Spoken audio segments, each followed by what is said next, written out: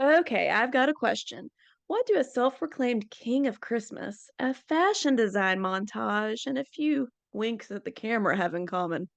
Well, somehow, believe it or not, they are all key plot points in 2022's Lights, Camera, Christmas. And I feel like we've got to say it that way. We've got a lot to talk about here, Jennifer. We do, and we'll unwrap it all on this episode of Do You Watch What I Watch?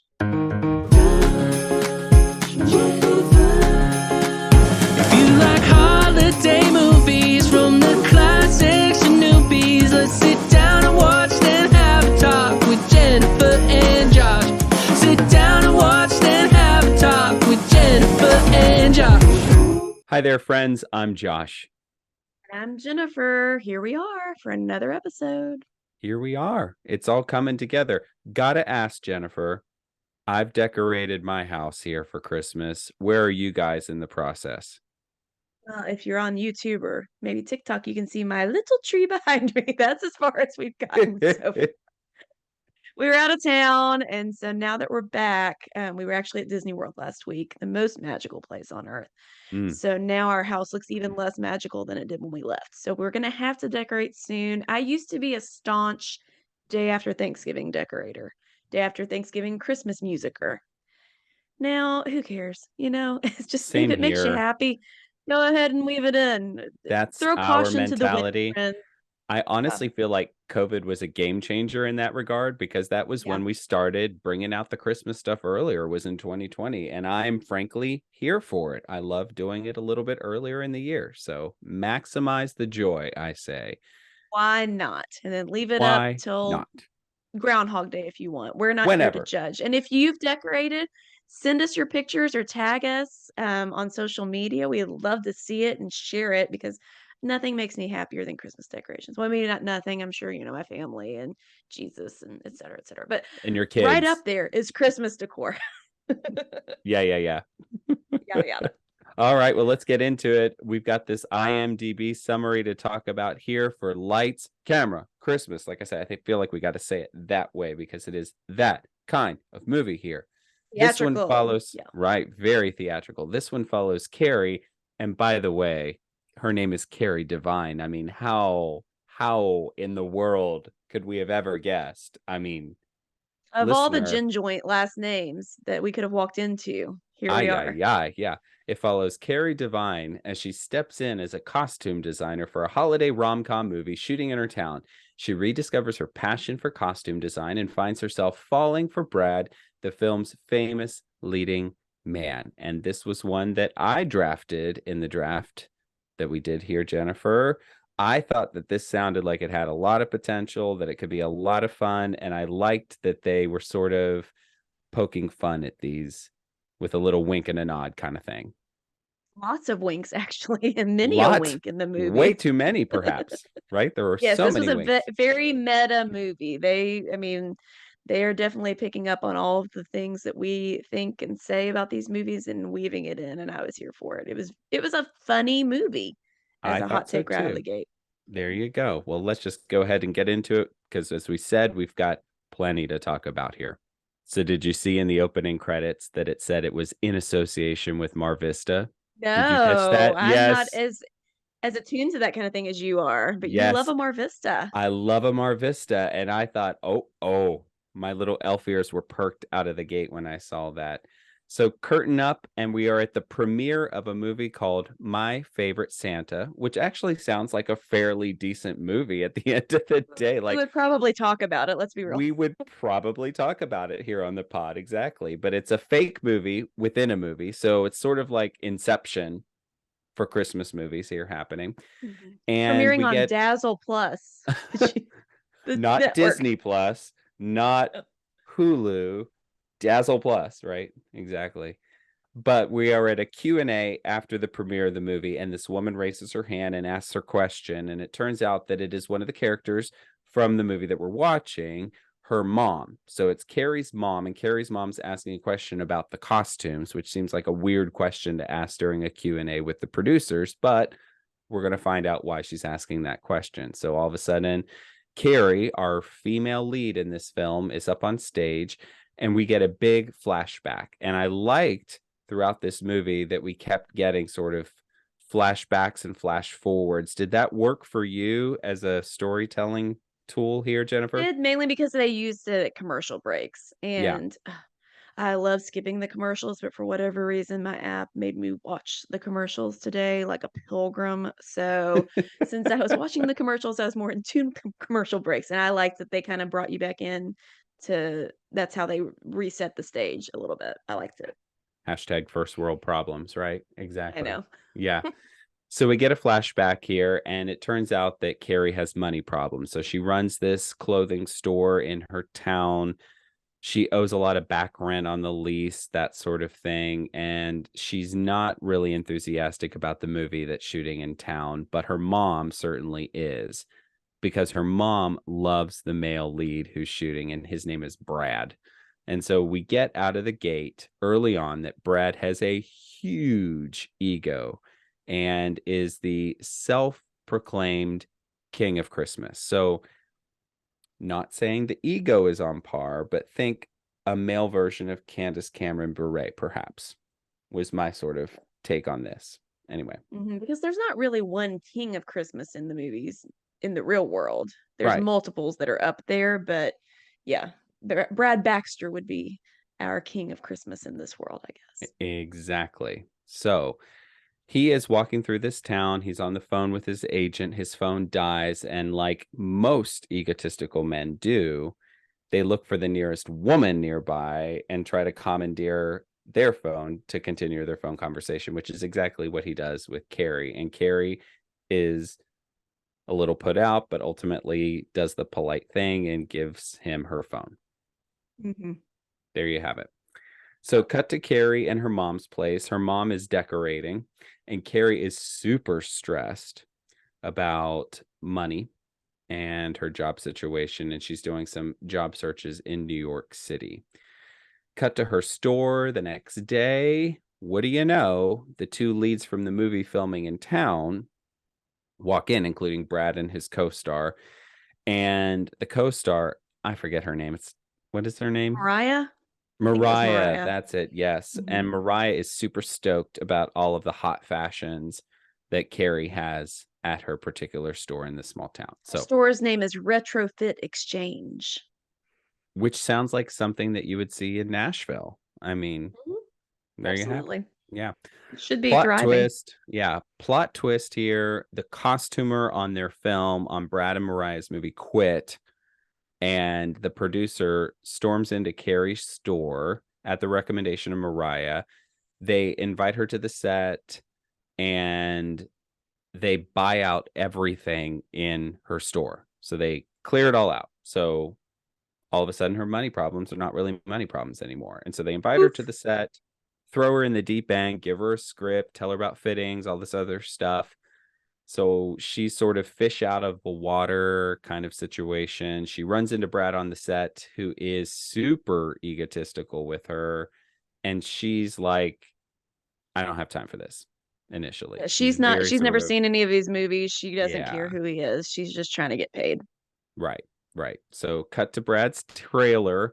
She's fitting him and suggests a comically large parka for him, right? Which seemed like an odd thing to recommend for someone who is, hotshot, egotistical, whatever. Mom, out of nowhere, shows up on the set and big time fangirls over Brad. Brad suggests that the producer of the film hire Carrie, and she's reluctant, but Mom, ever wise, convinces her to just do it and go for it. Well, why wouldn't you? I mean, what do you have to lose? Right. You And Mom need makes money. a good point. You need money. Yeah, it's You exactly need what money. it is. You live with me. I want you to not live with me. So let's kill two birds with one stone. Yeah, the parka thing, I guess, just to jump back to that really quick, was Carrie thought that if he wore the big parka right when they went in for the big kiss in the movie, but it was kind of this awkward comedic thing, like you couldn't really get super close to him because the parka was in the way, that she thought that would be funny. And he ate it up. He loved that. At this Loved point, I it. thought maybe Brad Baxter, maybe there's more to him. Yeah, We'll maybe see. he's not a terrible person, because in this film that they're shooting, he plays Santa Claus. It felt a little bit like that real Tim Allen movie where he's the Santa Claus. Remember that one? Yeah, it felt a little bit Mhm. like that kind of a trope thing happening here. Definitely. Anyway, we get a tree lighting scene that's pretty par for the course, where the stars of the movie are there just to flip the switch. Cut to the set the next day. The two producers, Jill and Caleb, I think they probably have different jobs, but honestly, it's not important. They're the two people in charge of this movie. One's producer and Jill. one's director, maybe. Okay, yeah, that sounds Yeah. right. Jill and Yeah. Caleb, they used to be a married couple. They were sort of the power couple of holiday movies on a competing network. Now, Dazzle Plus has given them a chance to create a movie to see if it's a hit. And with that, if it does well, they have the potential to do another 6 movies on Dazzle Plus. So there's this incentive for this to go really well. And Jennifer, I don't know if you felt this way, but I was sort of like, are they trying to play out this whole Hallmark Great American family drama in a different kind of Feud. way? Yeah, It did may have been a you? little wink at that. I didn't think about that, but you're probably right. Yeah. I just thought Trying there to lure was, people over to the network. I don't know, it seemed interesting to me. Anyway, Hmm. we get this moment where this parka thing that Carrie suggested for Brad works out perfectly on camera, and everybody's super jazzed about it. And we get this dynamic between Jill and Caleb that their conflict is thawing a little bit. So it's sort of like, oh, maybe it's not going to be awful for them after all.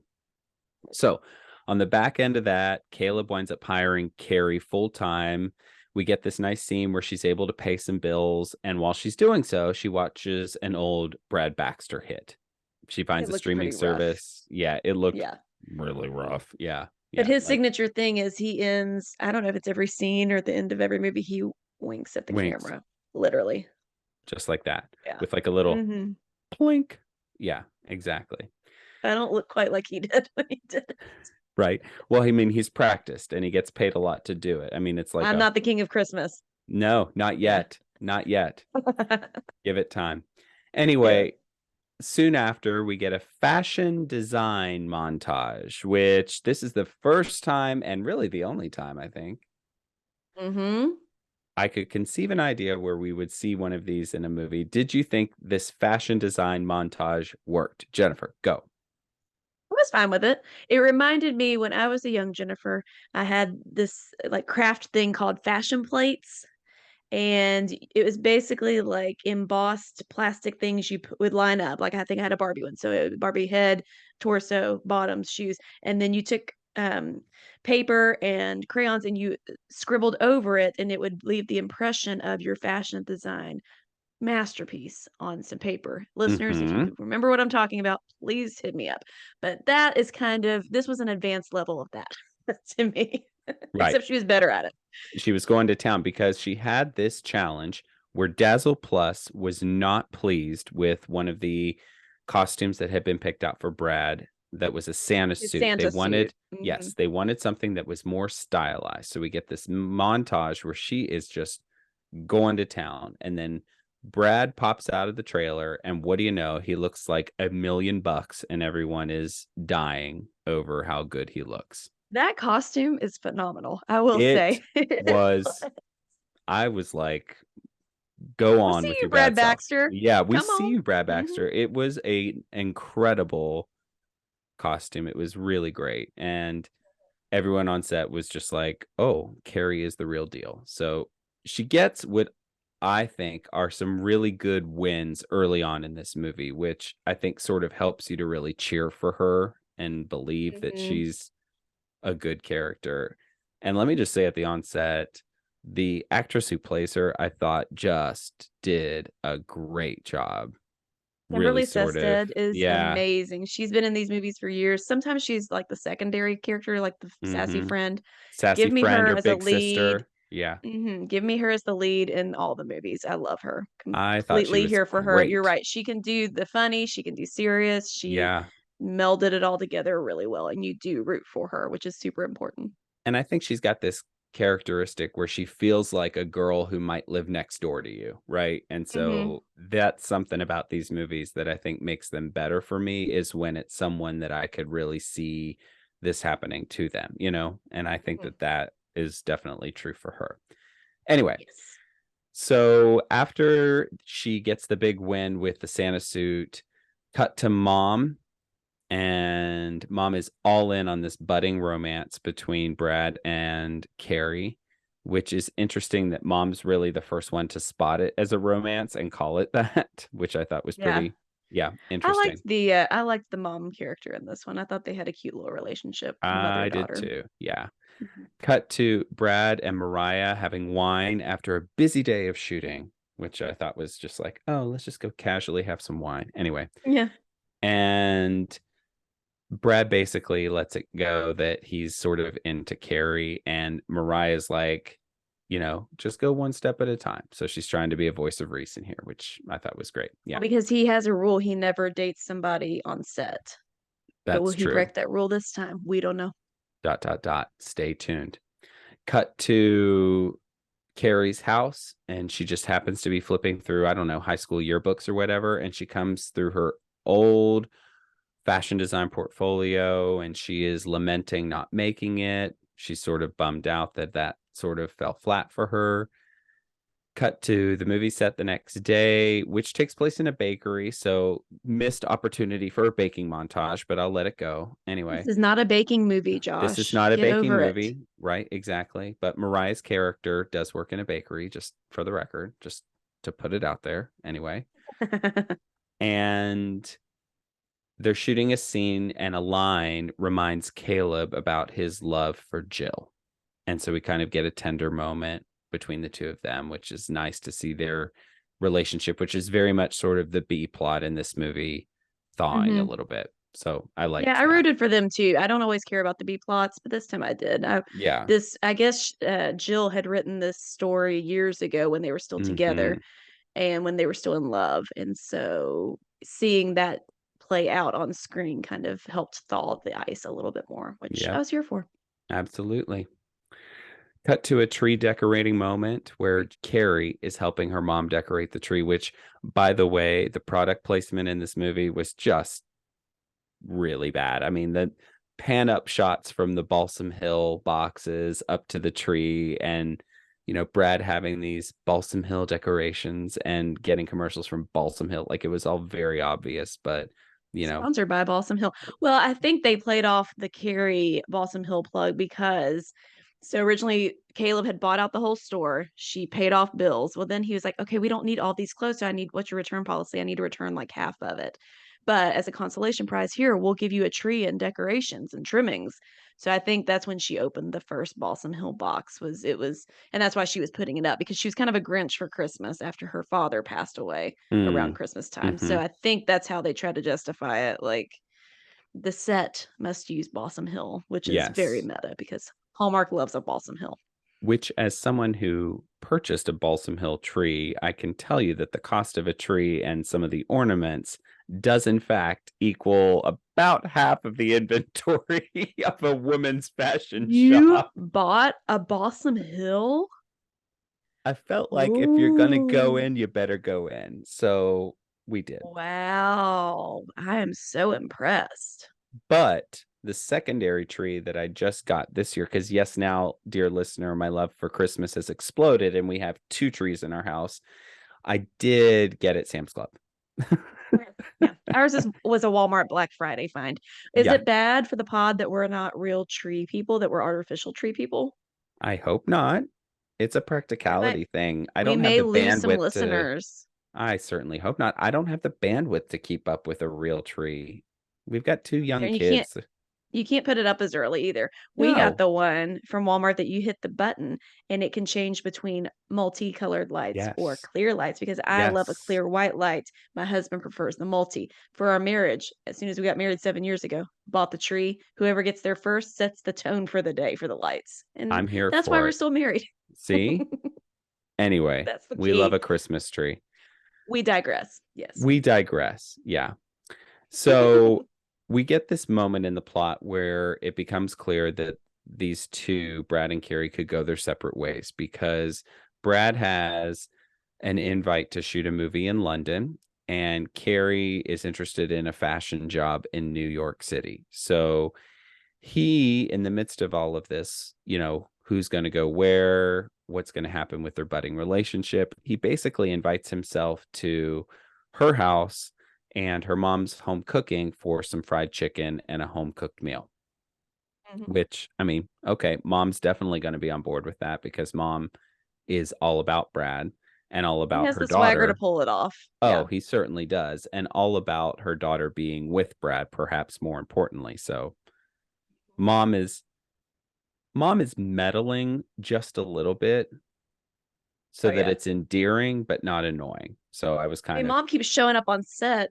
Is there no security on the set? She just apparently shows up not. and pops up everywhere. So mom's definitely all in on this little project. Yeah, the security must have been a little low budge.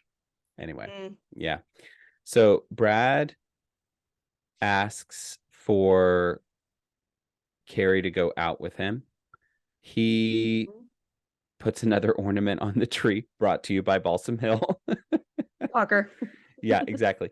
And the date that he has constructed for her is pizza from New York City, and it takes place on the movie set. And they have some poor production assistant who actually has to sprinkle snow outside of a window while they're having this dinner, which I just thought was pretty a funny moment there for sure. Yeah, and she says, "It must be good to be Brad Baxter," because he pulled the strings to get the pizza flown in, and he says, "It is right now." Oh, Because he was sitting on a date with her. I bless love how it. much he loves her. We don't Yeah. always see this. He was just downright swooning over her. He was a swooner in a way that he was struck by her from go, which was interesting for a character that was supposed to be super egotistical, right? I thought that was You would think Brad Baxter could get anybody. Yeah, right? He hadn't laid eyes on our Kimberly Sustad Carrie yet, so. Yeah, and you know what I think was good is that they didn't really have him.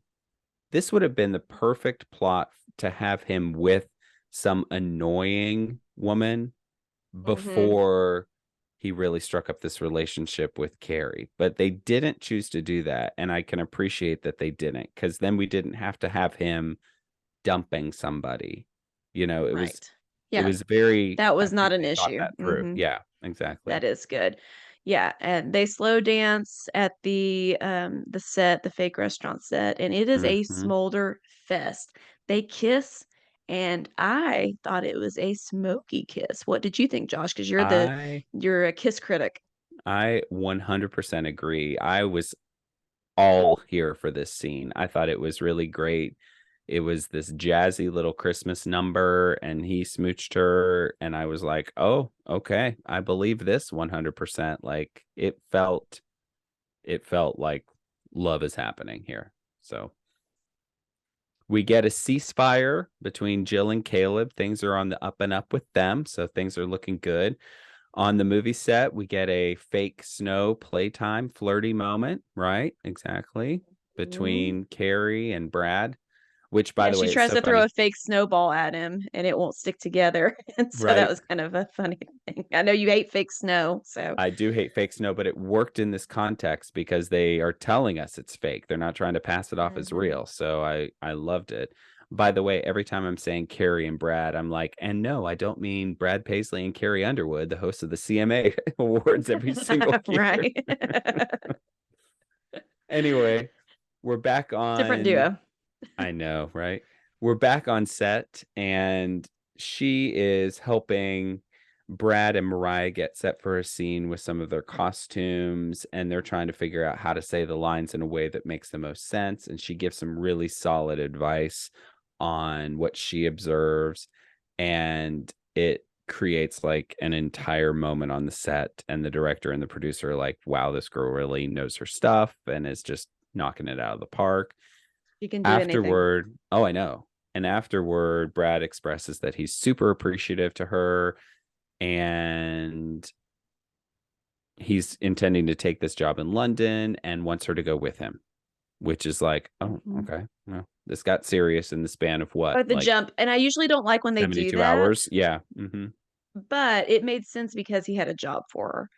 Like they could continue to kind of date and court, as it were, in London, but also she could get that money, honey. So I was okay with it in this instance. And she, at this point, she did apply for the job in New York with a fashion designer of some sort, and she has a Zoom interview, and it goes really well. Yeah. I think she says it went good, maybe a little better than good is the way she phrases it. But I think what she's trying to do is express like she doesn't know if she should go to New York or go to London. She's already sort of doing that conflicted thing, which I thought, again, was good acting from her in all of this. So there's a problem with a site that they had selected to shoot a scene in the movie. And Carrie, yet again, third time in this movie, she saves the day and she offers her storefront, which turns out to be a huge success. And so we get this montage where they're basically redressing the entire store to prepare it for this scene. Huge success. In the midst of this, Brad starts seeing some headlines on Bobo TMZ that basically indicate that there's some criticism about him taking this gig in London, and the movie is a departure from what he normally does. And does this tarnish his good boy, King of Christmas mentality? And he gets scared and backs out of the London gig. Now, this then becomes a major problem for Carrie because she turned down the New York City job and was planning to go to London with him, and he did not consult her. So obviously we get a dun dun dun kind of moment where it's like, oh boy. As with all of these movies, if they would actually just talk to each other, this wouldn't have been a conflict. Either one of them. The more we talk about these movies, Jennifer, the more I'm convinced that 80 to 90% of the problems in these movies could be solved if people just communicated better. And it leads me to wonder. Isn't that life? Right. I was just going to say, and it leads me to wonder how many of my problems could be solved by just communicating better. Oh, that's a point to ponder. When did this turn into an episode of Delilah? So listeners, if you have any unresolved issues, just talk to him. It'll be okay. Words There's of wisdom. Time left in your movie. There is. We are not at the credits yet. No, before quitting a job or making a major shift in your career, just talk to somebody. It'll be all right. Just talk it out. Talk it out. Anyway, she is really mad. She's bummed about everything. She has this nice heart-to-heart with her mom. The movie shoot wraps. It winds up being a big success. They're at the wrap party for the shoot, and Caleb and Jill announced that they're giving their love a second chance, which is nice. We can kind of put the period on that B plot in this. Flash forward to the movie premiere, right? Which is where we sort of started all of this, right? And we find out that Brad wound up taking the London gig after all. There was some sort of production delay, and so he winds up taking that job in London. And we also find out that Caleb and Jill, they want her to move to LA and become a costume designer with them and presumably have a fabulous life, which I'm sure would be quite lucrative as well. And because they got the 6-movie deal with Dazzle Plus. Yes, of course. Yeah. And so we get a very tender and, dare I say, accelerated conversation at the post-party wrap where Brad and Carrie just have this moment that feels like it was a collision course, and all of a sudden we get this enormous smooch. Because I guess we're led to believe they hadn't spoken in nearly a year from the point when the movie ended till now. They hadn't seen each other. They hadn't spoken. She was surprised to know he did the movie in London and all this, and they word vomit all over each other. I mean, over each other. It's thank you for what you showed me. You gave me confidence, but also I'm kind of mad at you, and just all these things. And everybody is just kind of looking on like, what is happening right now? And it is the most, you thought the first kiss was smoky. This one's like a forest fire. I don't know. What'd you think? Smokey the Bear. Only you can prevent forest Only you can fires. prevent forest fires. I don't know. They could get the firefighters when the barn was on fire earlier in the movie and they couldn't use that set. They need them back to just put out the flames. Yeah. The This smolder was kiss, real. I was here this for it. kiss almost made it like a PG-13 kind of scenario. It was kind of hot.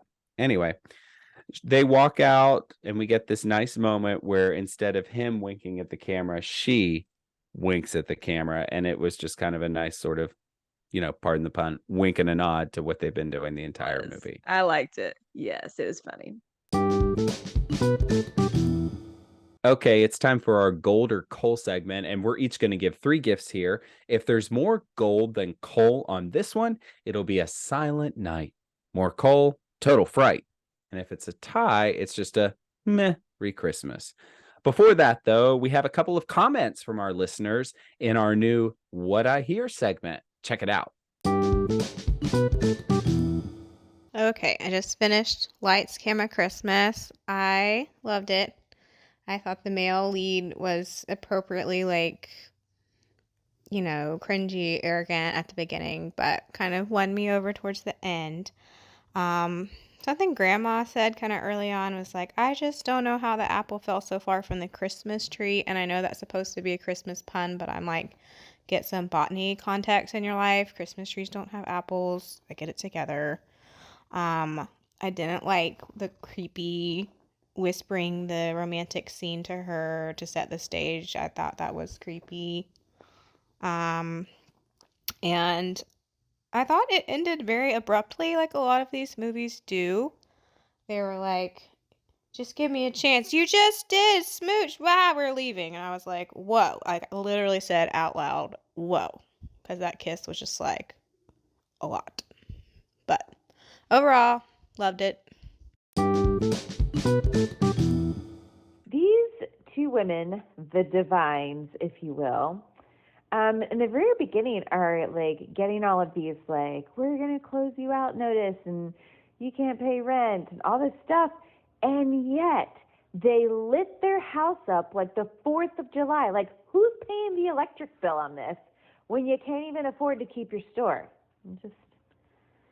I'm just noticing this. Is it just me, or does the house that the divines live in, does that not, I swear, grow more and more Christmassy as the time goes on? Like, I'm pretty sure every scene when we cut to the house, there's another wreath or another tree or another strand of lights. Who is paying their lighting bill? Lights, Camera, Christmas gets a Jingle Bells, because I actually thought Brad Baxter was funny. He had some funny moments, and I definitely laughed at a lot of it. Thank you so much, ladies, for sending us your feedback. And if you ever want to give us feedback on a movie we're reviewing, you can just drop us a quick voice memo or a quick video to doyouwatchwhatIwatch@gmail.com. But as for our gold or coal, Jennifer, go first. Gotta give some gold to the leads and their chemistry. I was here for it. I bought it. Brad Baxter, or the male lead who plays that, he was in a movie with CCB last year, and I liked him in that, but I loved him in this movie against Kimberly Sustad. Chef's kiss. Oh, yeah. I 100% agree. I'm also going to give some gold here. I thought this subplot, this B plot with Jill and Caleb, the director and the producer, actually added something to this movie as opposed to just distracted us from the main characters and gave it more to deal with. I thought it really played well and really worked overall.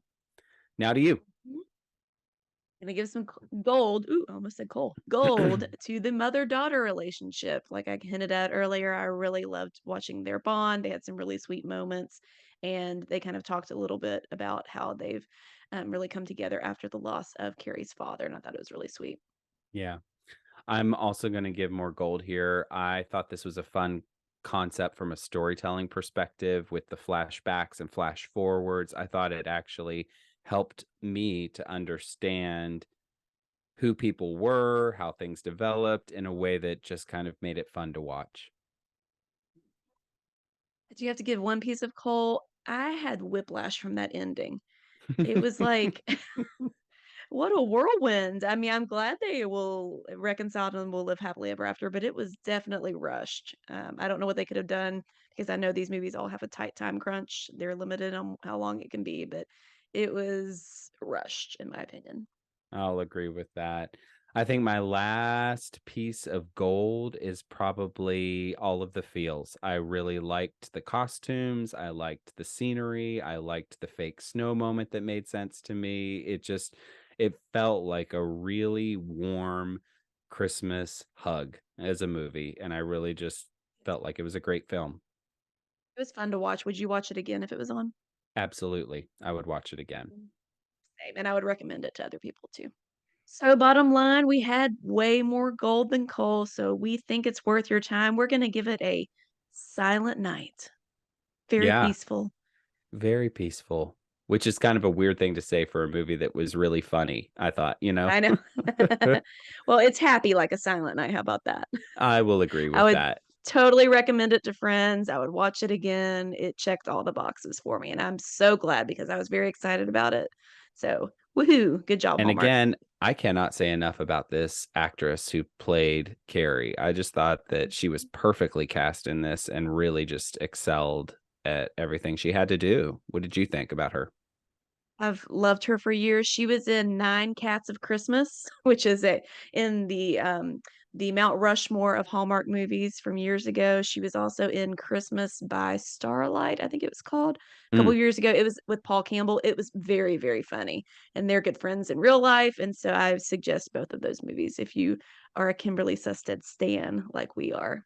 well, listen, she did have a nice comment to something we said on Instagram. So if you're listening, Kimberly, please come on the podcast. We will basically give Please. you all of the time in the world to say whatever you want, and we will just fangirl the entire time. We'll make best friend bracelets. We'll do whatever you want. We're not worthy. 3-part best I'll friend change bracelets. I'll change my church poster to a Kimberly Sustad poster. We'll just swap it out. Whatever you want. Literally, I will hang a picture right here of Kimberly if need be, whatever it takes. And now she will file a restraining order against us. Great. Oh, well, it is a fine line when you're doing podcasts, isn't it? Yes. And that, friends, is another episode of Do You Watch What I Watch? Special thanks to Nick Schwartz for our theme song, and of course to you for listening. If you like our podcast, we want you to subscribe to the feed so you always get new episodes the moment they drop.